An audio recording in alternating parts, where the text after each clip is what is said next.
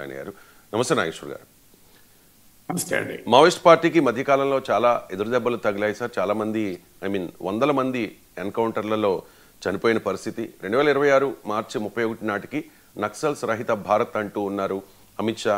ఈ నేపథ్యంలో తాజాగా భారీ సంఖ్యలో మావోయిస్టులు లొంగిపోతూ ఉన్నారు సార్. నిన్న మల్లోజుల లొంగిపోయారు, ఇవాళ ఆశన్న కూడా లొంగిపోతారనే వార్తలు వస్తూ ఉన్నాయి. ఇదే అతిపెద్ద లొంగుబాటు సార్. అంటే మావోయిస్ట్ పార్టీ అనుకున్న లక్ష్యాలని సాధించిందా?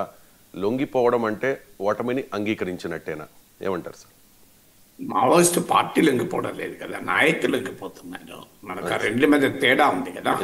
మావోయిస్ట్ పార్టీ లొంగిపోతే మీరన్న క్వశ్చన్ ఉత్పన్నం అవుతుంది, ఓటమిని అంగీకరించారా అని. వ్యక్తులుగా మావోయిస్ట్ పార్టీ నుంచి బయటికి వచ్చి నాయకులుగా లొంగిపోతున్నారు. అందువల్ల మావోయిస్ట్ పార్టీ ఓటమిని అంగీకరించడం, మావోయిస్ట్ పార్టీ తన పంతా మార్చుకోవడం కిందికి రాదు ఇది. సో ఇక్కడ మనకు డెఫినెట్గా ఈ రెండు అతిపెద్ద లొంగుబాట్లు, అందులో అనుమానం లేదు. ఎందుకంటే మల్లోజుల వేణుగోపాల్, కిషన్ జీ మల్లోజుల కోటేశ్వరరావు సోదరుడు, సీనియర్ పొలిట్ బ్యూరో మెంబరు. మా మీడియాలో వస్తున్న కథనాల ప్రకారం ఇది నెంబర్ 2 అని. వాస్తవంగా మావోయిస్ట్ పార్టీ సెక్రటరీ అవుతాడు నంబాల కేశవరావు తర్వాత అని కూడా వార్తలు వచ్చాయి. నంబాల కేశవరావు తర్వాత మల్లోజుల వేణుగోపాలరావు అవుతాడు అని. కానీ ఆయన కాకుండా తిరుపతి అయినట్లుగా పోలీస్ వర్గాలు చెప్తున్నాయి, మీడియాలో కథనాలు వస్తున్నాయి. సాధారణంగా మావోయిస్ట్ పార్టీ దాన్ని అనౌన్స్ చేయదు. అందువల్ల సీనియర్ పొలిట్ బ్యూరో సభ్యుడు, పార్టీ జనరల్ సెక్రటరీ పదవికి పోటీ పడిన వ్యక్తి, అలాంటి నాయకుడు లొంగిపోవడము. ఆశన్నకు కూడా తక్కలపల్లి వాసుదేవరావు అంటారు, ఆయన కూడా చాలా సీనియర్ నాయకుడు. లొంగిపోవడం అనేది డెఫినెట్గా మావోయిస్ట్ పార్టీకి భారీ దెబ్బ. వాళ్ళు లొంగిపోవడమే కాదు, 60 మంది 70 మందికి కూడా వచ్చి లొంగిపోతున్నారు. చాలా స్పష్టంగా ప్రభుత్వం వైపు నుంచి, రాజ్యం వైపు నుంచి తీవ్రమైన నిర్బంధం ఉంది అనేది క్లియర్గా అర్థమవుతుంది. ఎందుకంటే మావోయిస్ట్ పార్టీ ఒక దశలో చర్చలకు కూడా పిలిపిస్తే కేంద్ర ప్రభుత్వం అంగీకరించలేదు. మేము చర్చలు జరపము, ఆయుధాలు వదిలేయాల్సిందే. మార్చి 2026 నాటికి భారతదేశంలో నక్సలిజం లేకుండా చేస్తామని అమిత్ షా ప్రతిజ్ఞ పొందాడు. వాస్తవంగా ఒక డిఫీట్ అవుతున్న బ్యాటిల్ ఫీల్డ్ జరుగుతున్నది. రాజ్యము నక్సలైట్ల పట్ల ఒక రకంగా యుద్ధం జరుగుతుంది. యుద్ధ భూమిలో దెబ్బతింటున్న వ్యక్తి శాంతి చేసుకోలేడు. ఎప్పుడు కూడా శాంతి చేసుకునేవారు ఎప్పుడు కూడా from the position of strength నుంచి చేసుకోవాల్సి ఉంటుంది. పొజిషన్ ఆఫ్ వీక్నెస్ నుంచి ఎప్పుడూ శాంతి ఉండదు. పొజిషన్ ఆఫ్ వీక్నెస్ నుంచి లొంగుబాట్లే ఉంటాయి. అందువల్ల మీకు బ్యాటిల్ ఫీల్డ్లో నక్సలైట్ ఉద్యమ 6 దశాబ్దాల పైగా ఉన్న చరిత్రలో బహుశా 6 డికేడ్ చరిత్ర ఇది. లేట్ 60s స్టార్ట్ అయింది. ఇంత భారీ ఎత్తున సంక్షోభాన్ని మావోయిస్ట్ పార్టీ దానికి ముందు పీపుల్స్ వార్ కానీ అసలు నక్సలైట్ ఉద్యమం కానీ ఎదుర్కోలేదు. ఇంత భారీ ఎత్తున ఎదుర్కోవటానికి కారణము the character of the current Indian government. ఈ ప్రభుత్వమే కాదు, కాంగ్రెస్ ప్రభుత్వం ఉన్నప్పుడు కూడా చాలా కఠినంగానే వ్యవహరించారు. నిర్బంధము కొత్తేమీ కాదు మావోయిస్ట్ పార్టీకి. కానీ కాంగ్రెస్ పార్టీకి బీజేపీకి ఉన్న తేడా ఏంటంటే, బీజేపీ ఐడియాలజికల్గా కూడా మావోయిస్ట్ పార్టీకి ప్రధాన శత్రువుగా భావిస్తారు. మేము ఉస్మానియా విశ్వవిద్యాలయంలో చూసాం, మావోయిస్ట్ పార్టీ విద్యార్థి సంఘం రాడికల్స్ చేతిలోనే ఏబీవీపీ నాయకుడు కూడా హత్య గురయ్యాడు. ప్రస్తుతం బీజేపీలో సీనియర్ నాయకుడిగా ఉన్న మురళీధర్ రావుపై దాడి కూడా జరిగింది. ఆయన చాలా ఆశ్చర్యకరమైన రీతిలో చాకచక్యంగా తప్పించుకున్నాడు. అందువల్ల ఆయన ప్రాణాలు దక్కాయి, లేకపోతే ఆయన ప్రాణాలు కూడా పోయేవి. నేను ప్రత్యక్ష సాక్షిని కూడా ఏ హాస్టల్ ఎదురుగా ఈ ఘటన జరిగినప్పుడు.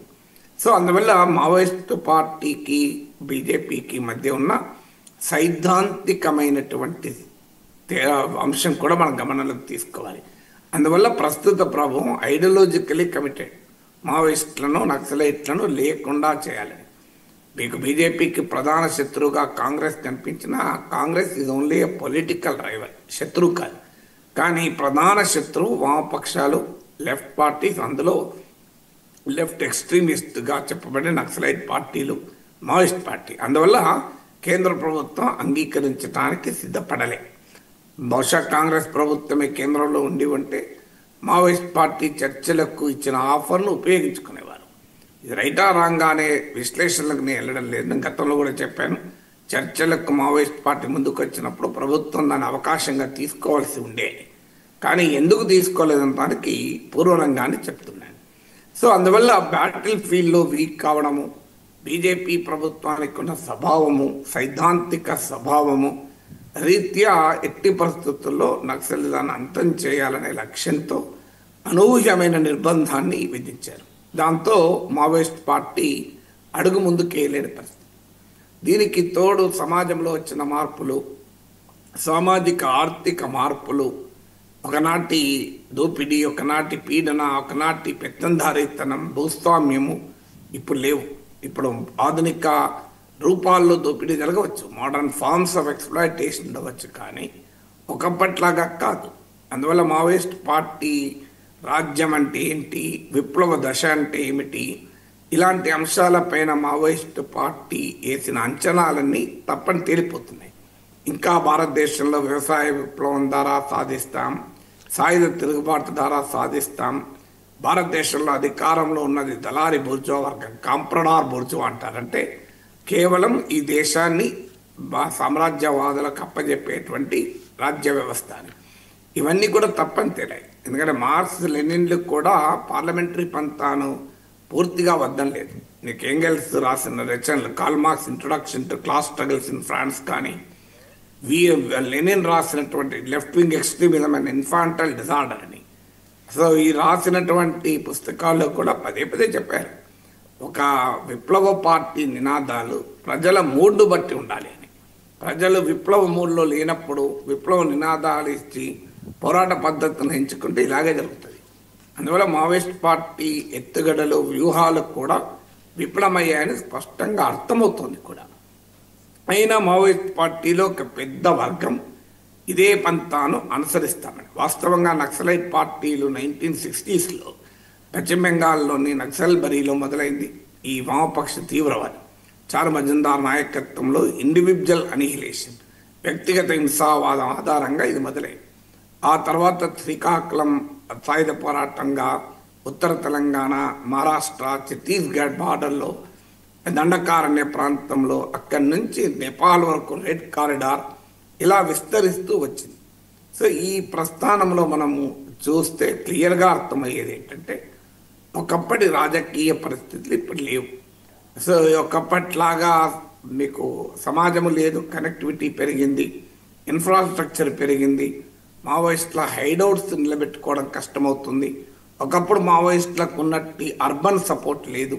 ఒకప్పుడు మేము స్టూడెంట్గా ఉన్న రోజుల్లో మీకు హైదరాబాద్ నగరంలోనే అనేక హైడౌట్స్ ఉండేవి.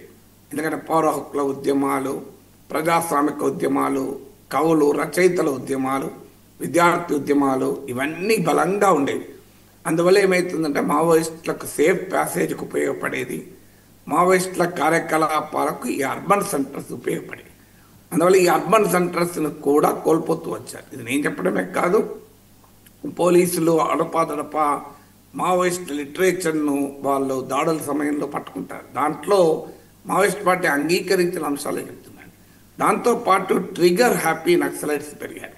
అంటే మీరు తుపాకీ ఒకప్పట్లాగా మార్క్స్ లెనిన్ పుస్తకాలు చదివి వాటికి అట్రాక్ట్ అయి ఉన్నటువంటి మహామేధావులు నక్సలైట్ ఉద్యమంలో చేరేవాళ్ళు. ఇప్పుడు ఆ పరిస్థితి లేదు. ట్రిగర్ హ్యాపీ నక్సలైట్స్ ఎంటర్ అయ్యారు. సో మీకు దేశంలో అనేక నక్సలైట్ పార్టీలు చారు మజుందార్ పంతా తర్వాత చాలామంది ఆ పంతాను వదిలేశారు. ఇప్పుడు మీకు బీహార్లో సిపిఐఎంఎల్ పార్టీ ఉంది.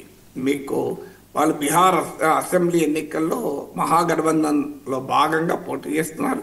చాలా బలమైన పార్టీ. లాస్ట్ ఎలక్షన్స్లో 2020లో స్ట్రైక్ రేటు ఆర్జేడీ కాంగ్రెస్ల కన్నా ఎక్కువ. అంటే పోటీ చేసిన సీట్లలో గెలిచిన స్థానాలు ఇప్పుడు కూడా దాదాపు 20 పైన 30 సీట్స్ అడుగుతున్నారు. 19 సీట్స్కి ఆర్జేడీ అంగీకరించింది కూడా.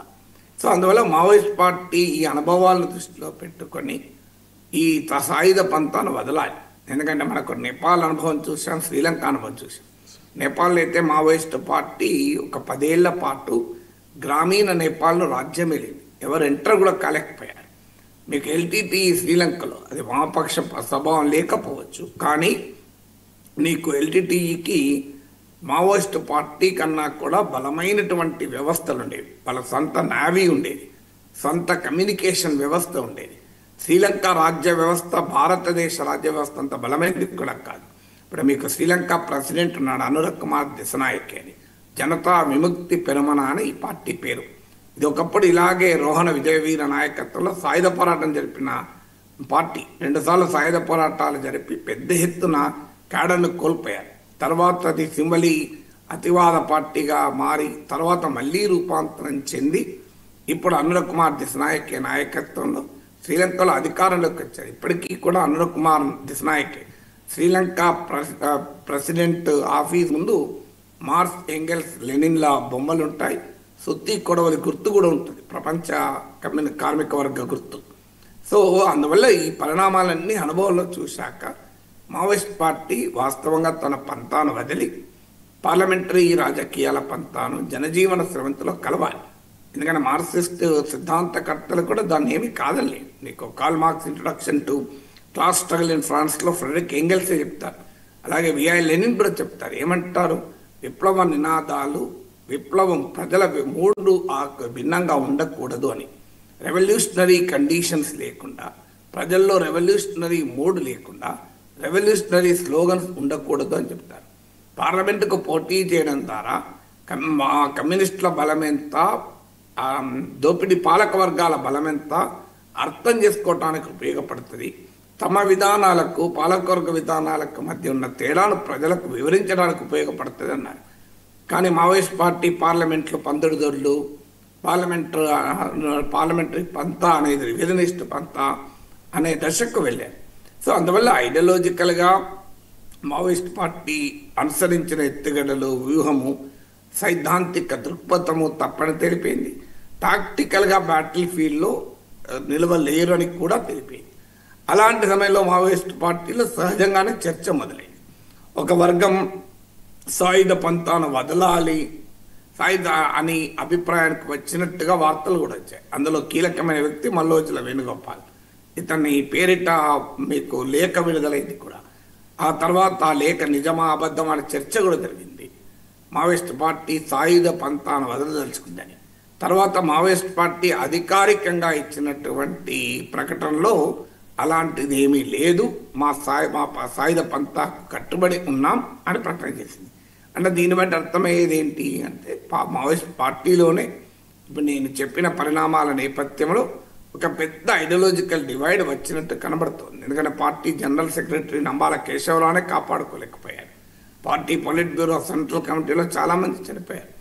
ఇలాంటి పరిస్థితుల్లో ఇంకా దెబ్బతినడం కన్నా బయటికి రావడమే పరిష్కారము అనే అభిప్రాయం బహుశా పార్టీలో కూడా వ్యక్తమైనట్టుంది. కానీ కమ్యూనిస్ట్ పార్టీలు ఏంటంటే మెజారిటీ ఏ విధానానికి అయితే కట్టుబడి ఉంటారో మెజారిటీ పంతానే ఫైనల్ అవుతుంది. అది కమ్యూనిస్ట్ పార్టీ యొక్క నిర్మాణ స్వభావం. మైనారిటీ ఒపీనియన్ అమలు కాదు. అందువల్ల బహుశా మెజారిటీ అభిప్రాయం సాయుధ పంతాను కొనసాగించాలని భావించినట్టున్నారు. దాంతో ఈ నాయకులు బయటికి వస్తున్నట్లు కనబడుతుంది.